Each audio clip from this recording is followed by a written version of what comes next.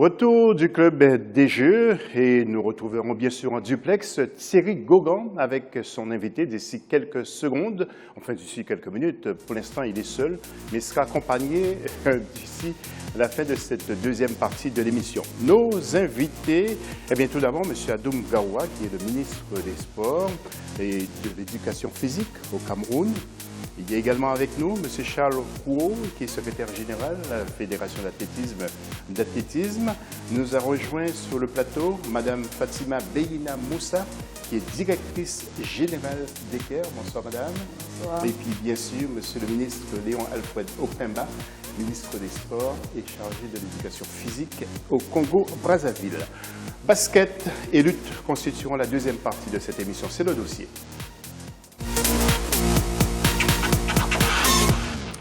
Du basket pour commencer, Sénégal contre Mali et Nigeria-Angola, ce sont les affiches des demi-finales de la compétition féminine de basket de ces 11e Jeux africains. Des rencontres prévues le 17 septembre 2015 à Brazzaville. Revenons donc sur les performances de toutes ces équipes avant les demi-finales. Le dossier est signé Olive Adjakota.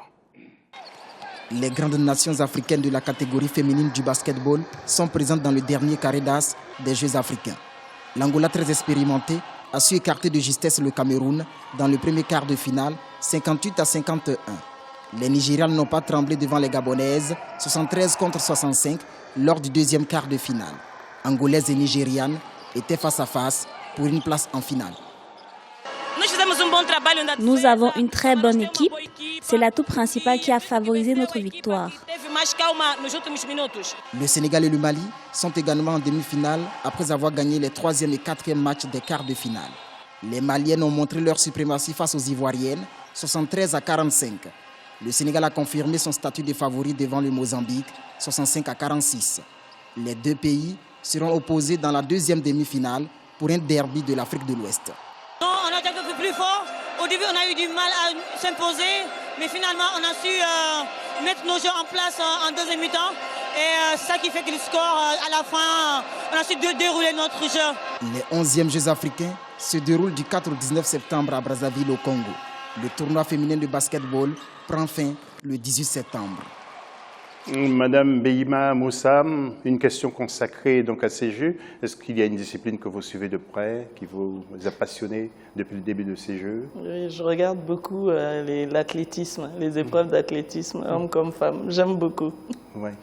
Et Monsieur le ministre, alors pour le basket, il y a beaucoup de grands basketteurs au Cameroun. Hein? Mais oui, bien sûr. Bon, en tant que responsable du sport et de l'éducation physique au Cameroun, je me dois, n'est-ce pas, de m'intéresser et de promouvoir, de développer toutes les disciplines sportives. Hein, vous vous rendez bien compte. Bon, évidemment, concernant les équipes qui sont ici, les fédérations qui sont ici, il y a le basket, il y a le volleyball, il y a l'athlétisme, il y a la lutte, etc., etc. Donc, mon rôle ici est de mettre en place un bon encadrement pour que les athlètes soient mis dans de bonnes conditions de compétition ici. Donc, nous nous attelons à cela depuis que nous sommes là et nous tenons des réunions très régulièrement et moi, je me déplace aussi avec mon staff sur les terrains pour aller les encourager. Aujourd'hui, j'étais à l'athlétisme, j'étais chez les handicapés, j'ai vu le basket, j'ai suivi le basket, le volleyball aussi, etc., etc. Donc, bref, toutes ces disciplines nous sont chères et bien sûr, nous consacrons le même effort et les mêmes moyens pour que toutes ces disciplines soient promues. Ceci rentre dans la politique mise en place par les pouvoirs publics et que nous sommes en charge, n'est-ce pas, de la mise en œuvre. Et c'est ce que nous faisons. Oui, Charles Kouo, votre regard sur le basket camerounais qui marche aussi très, très fort. Oui, c'est pour ça que j'ai eu un goût de non achevé, parce que nous comptions beaucoup sur notre équipe de basketball dames qui est en route pour l'Afro-Basket que nous allons avoir l'honneur d'héberger. Donc il aurait été de bon ton que l'équipe soit au moins dans le dernier carré. Mais bon, mais ça viendra. Ça viendra. J'ai aucune inquiétude, pas particulièrement. Avant de passer aux autres invités, monsieur le ministre, si je voudrais ajouter quelque chose à ça, il faut dire quand même que l'équipe de basketball filles n'a pas connu une bonne fortune, parce qu'il y a des blessés dans l'équipe actuellement. Nous avons des joueuses qui sont très bonnes, parce qu'elles sortent comme ça d'un stage en Italie, et pour préparer l'afro-basket, justement. Alors, il y a des joueuses là qui sont des joueuses clés majeures qui ont été blessées et qui ne pouvaient donc pas être sur le terrain. Donc, forcément, ça a perturbé l'ensemble de l'équipe. Donc, nous avons confiance en notre équipe et je crois que le rendez-vous est pris le 24 septembre prochain à Yaoundé. Merci, monsieur le ministre. Avant de retrouver madame Fatima Beyana Moussa, nous allons interroger monsieur Opemba. Le basket congolais va prendre une ampleur avec tout ce qui est fait aujourd'hui et le sport en général congolais, j'imagine. C'est justement la directive que nous avons reçue du gouvernement, de poser les piliers de la relance des sports dans notre pays. Et l'un des piliers importants, ce sont les infrastructures. Je crois que ce défi est relevé, nous l'avons dit, et il va donc falloir passer à la gestion du deuxième pilier, qui est celui de la formation. La formation aussi bien des encadreurs techniques, mais également des athlètes eux-mêmes. Alors donc, d'une manière générale, nous posons donc les bases justement de la relance des sports d'une manière générale. On peut considérer bien sûr que les Jeux africains constituent le point de départ. Lorsque nous parlerons, si vous le voulez bien, de la moisson de ces Jeux, nous pourrons dire que oui, il y a certaines disciplines pour lesquelles il y a déjà une fondation ou un fondement tout à fait prometteur. Pour d'autres, dans le basket, il faut l'avouer, il y a encore toute une fondation à mettre en place. Et je crois que c'est comme nous le disons, les pouvoirs publics créent les conditions. Ce sont les fédérations, le travail technique revient aux fédérations, ce sont les fédérations qui ont les athlètes. Le ministère n'a pas d'athlètes. Le ministère donne les moyens aux fédérations, les moyens infrastructurels tels que nous venons de donner, mais également tous les moyens d'encadrement pour la formation, etc. Et ce sont les fédérations qui doivent s'y employer. Donc, pour ce qui est du basket, nous pensons qu'il y a encore beaucoup de choses à faire.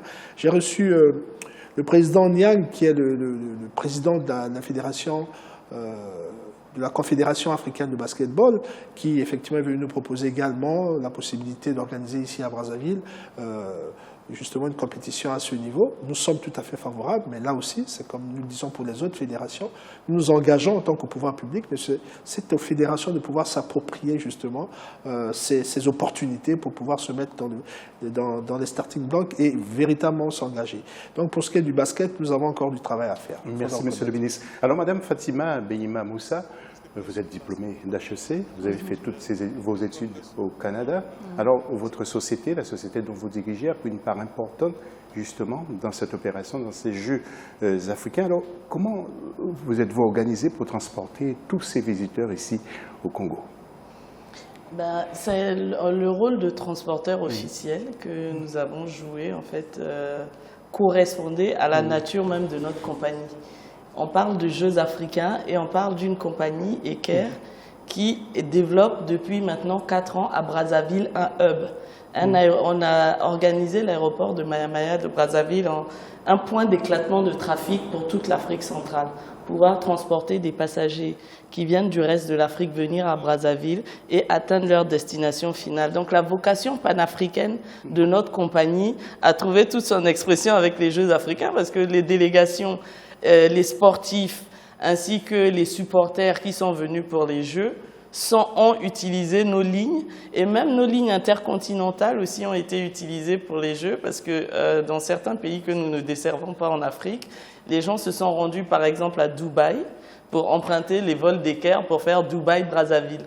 Donc on a pu transporter à peu près 5000 passagers à l'occasion des Jeux, et on était un peu anxieux au début, mais ça s'est finalement très bien passé. Alors, quelles sont les retombées justement économiques pour votre société et l'impact?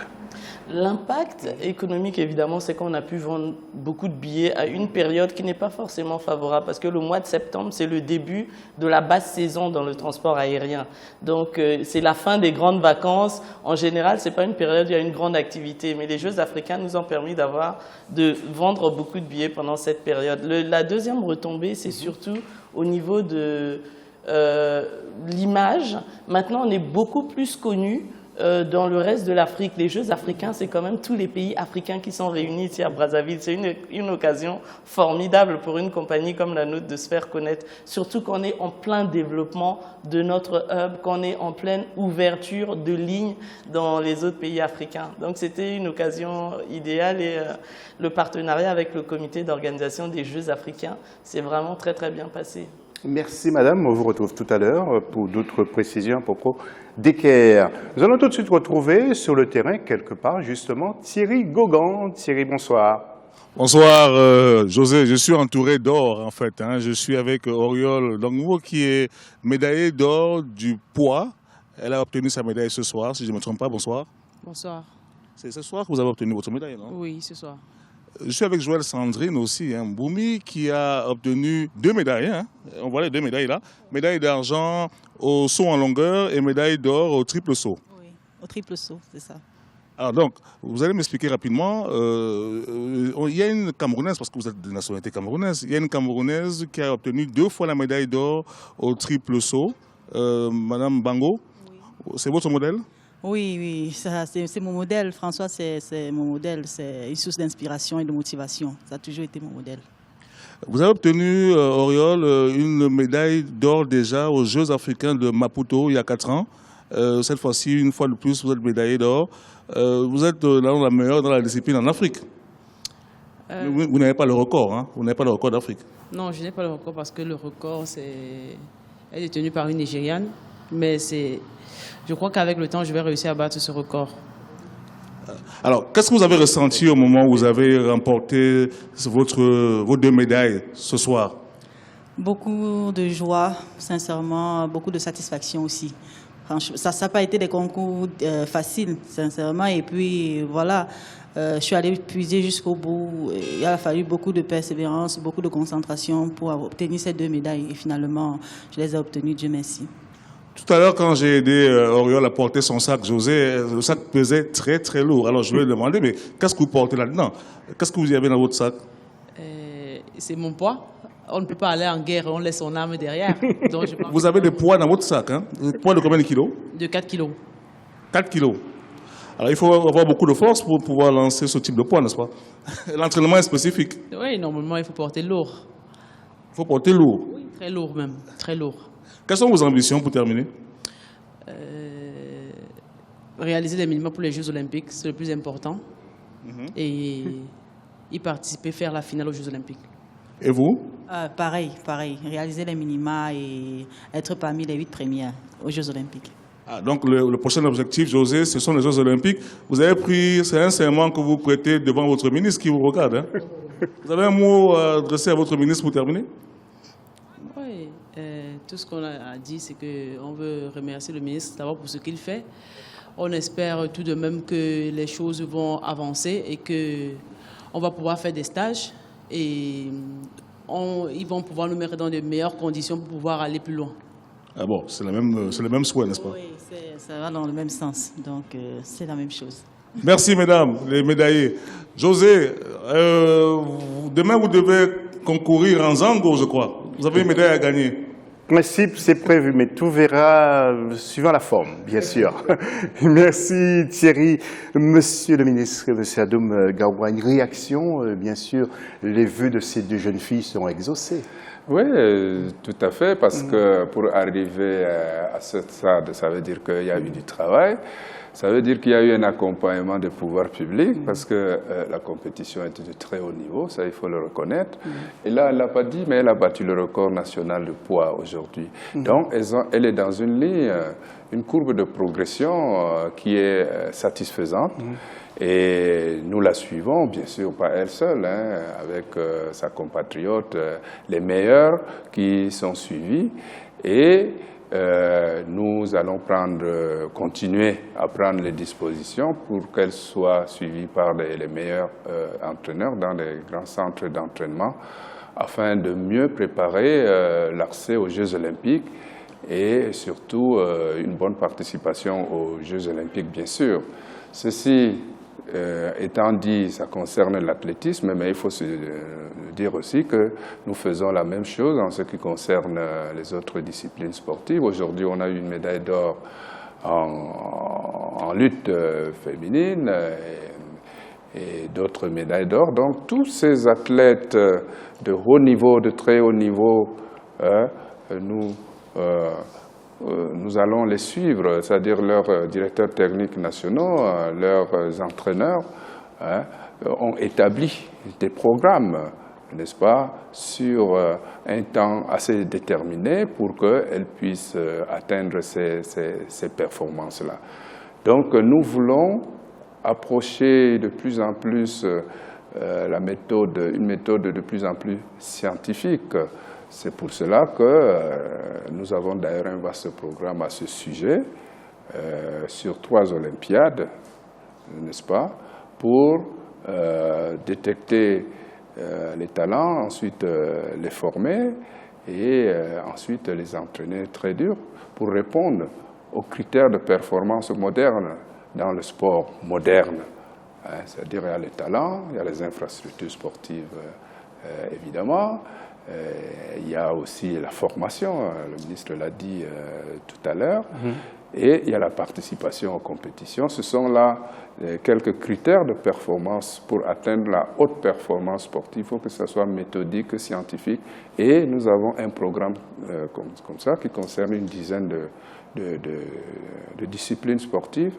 Et nous sommes en train de vouloir mettre cela en œuvre au Cameroun. Merci, Monsieur le ministre. Charles Cour, vous allez nous abandonner. En tout cas, merci d'être venu dans le Club des Jeux sur Africa 24. On vous dit à très très bientôt et puis continuez à faire ce travail au sein de l'athlétisme au Cameroun. Fin de la deuxième partie, nous nous retrouvons tout à l'heure après la pause pour la troisième et la fin de cette émission. À tout de suite.